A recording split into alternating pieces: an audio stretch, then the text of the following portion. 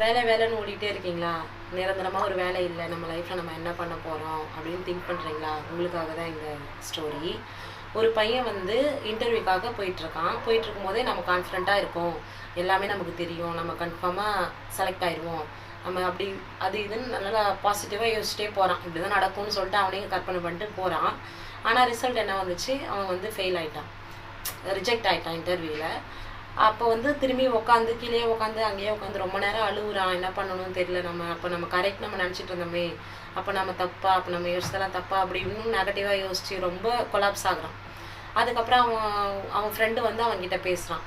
ஒன்றும் பிரச்சனை இல்லை, நம்ம சின்னதாக ஒரு ஆன்லைன் பிஸ்னஸ் செய்யலாம், எதுவும் நீ ஃபீல் பண்ணாத அப்படின்னு சொல்லிட்டு அவனை கூப்பிட்டு போயிட்டு அவங்க சின்னதாக ஒரு பிஸ்னஸும் ஆரம்பிக்கிறாங்க.